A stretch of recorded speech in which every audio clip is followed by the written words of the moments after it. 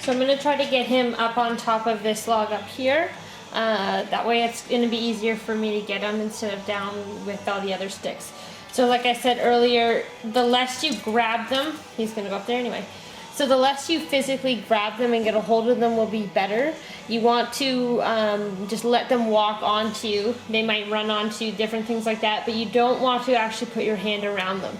So you can guide them, but don't grab them unless it's necessary. If you have one, he's not too bad, but if you have an iguana that is extremely flighty and it panics as soon as you open the cage, all you can do in that situation is just get a hold of them and work with them outside the enclosure first to build that trust and then bring it into the enclosure.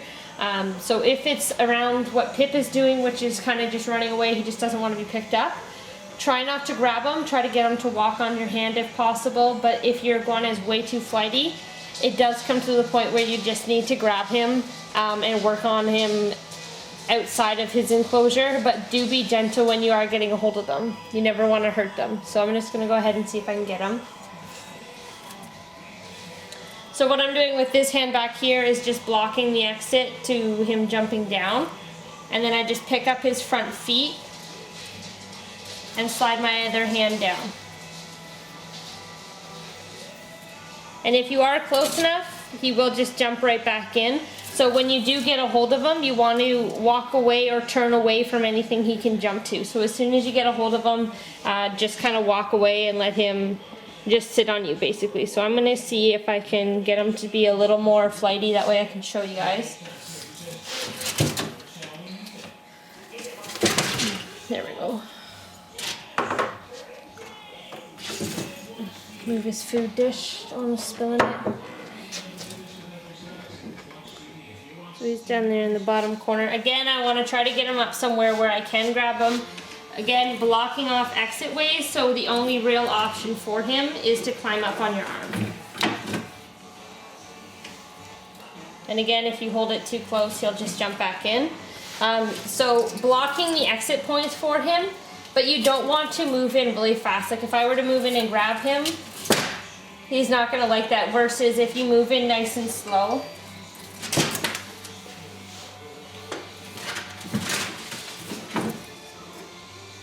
Blocking off exit points and picking him up.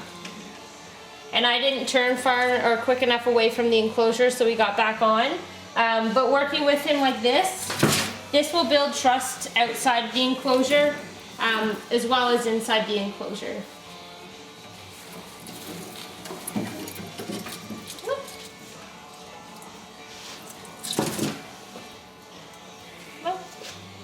And if he's in a spot where you can't get a hold of him, like here it's pretty easy for me to get a hold of him. If he's in a spot where you can't, just use your hands to kind of guide him in a direction where you can get a hold of him, or a part of the enclosure that's easier to grab him. So just kind of do that. Like I'm not going to grab him, I'm going to guide him, and I can steer him back up to where I want him without having to pick him up or even touch him at some point. And then this is the easiest spot to get him. I just pick up the front feet if you can. And see how he kind of has to walk on me or over me to get out? That's kind of what you're looking for. So he kind of builds trust with you, and then you can work with him outside the enclosure first. Because if your iguana is flighty, he most likely is flighty outside the enclosure as well as inside.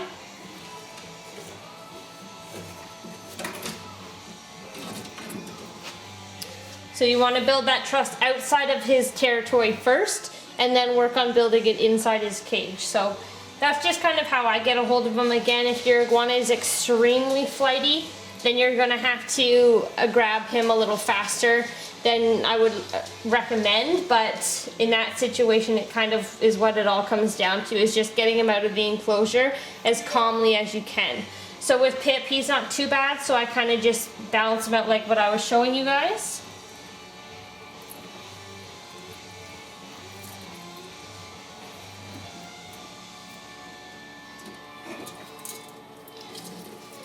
And you can just work on him just like this constantly if you like. Like you can just work on him in the enclosure. This spot's awkward because I can't really block both of the exit points. But again, picking up his front feet, setting them on you, and just working with him inside the enclosure and just building that trust level with him. There we go. There. And see, if he doesn't go to jump in, I just put my hand in front of him to guide him back into the enclosure. So that's how I work with him inside the enclosure and how I get him out. It might not work perfectly for everyone's iguana, but I find this is a really good technique. Only things to really remember is to not physically grab them. Like if I reach in and I'm trying to grab him, he's gonna claw at my hands pretty good, and he's gonna fight more for it if I were to try to grab him. So that's me trying to grab him. He's extremely flighty in that situation if I'm coming from above versus if I'm coming straight on. So that attack from above is what makes them a little bit more flighty than they normally would be versus coming in from the side and picking them up.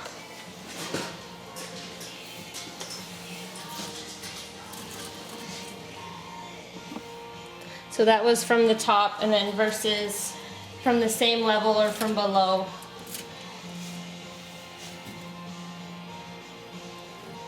So that's versus, now he's trapped though.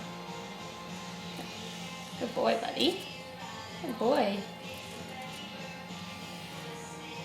I've been working with him for a little bit prior to this video also, so he's doing pretty good. But again, he's not near as flighty as most iguanas would be, so I can't really show you too much with him.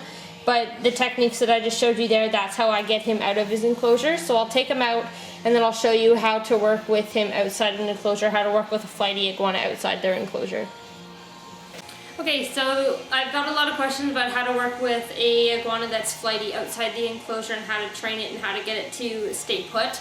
So I'm going to go over a few of my tips that I do with Pip, especially because he's the most flighty one that I have. So the same things kind of apply as getting them out of the enclosure. So number one is don't grab them unless it's absolutely necessary. If your iguana is constantly jumping off, even if you're far away enough from things that it can't jump to, sit in a small room like a bathroom or any other, like a small bedroom that doesn't have a lot of stuff in it, like a spare room or something.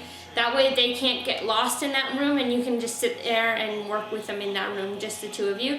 I have Pip on my shoulder and he's just relaxing here. I never want to physically grab him. If I want to move him, I pick him up on my hand and move him. And if he's going in a direction you don't want them to go, you can guide them with your hand versus actually picking them up and moving them. So that's up to you what you choose to do there. I find that guiding works better, so if he starts, like, say he's climbing down onto your leg or something, you can just put your hand in front and guide them back up to your shoulder or wherever you want them to sit. There you go, bud. And he's really calm right now because I think he sees Billy, so I can't really show you too much with him, but those are really the big tips, is never grab them unless it's absolutely necessary. If you constrict them and put them in a hold, they're a prey species, so yes, they're going to react to that. That's something that their instincts tell you is no good, and they're going to be afraid of that. So until your iguana becomes more tame, try not to grab it unless it's necessary, if there's no other option.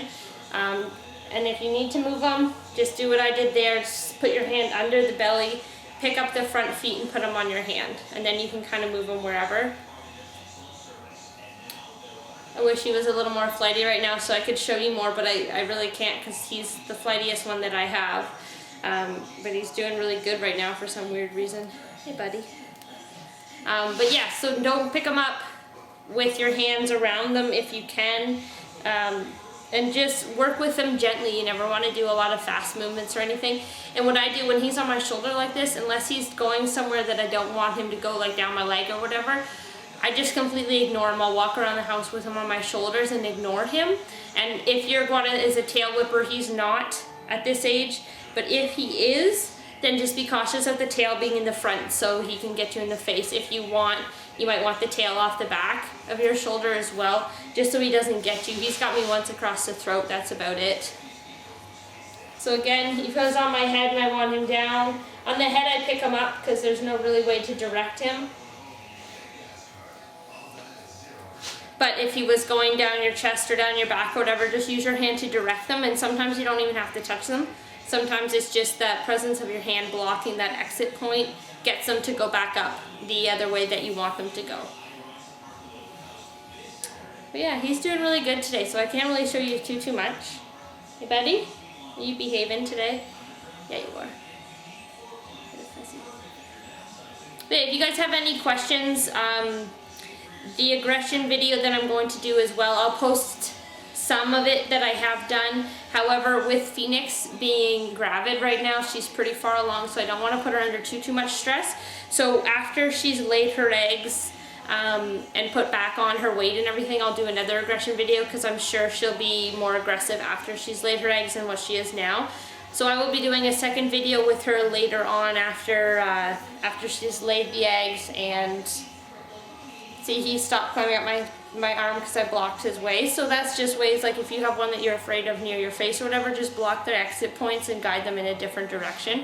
But back to the aggression video, I will do a second one. I'll upload the one that I'm doing now, and then I will do a second one to show you a little bit more of how aggressive she really is after she's laid her eggs and put back on some weight.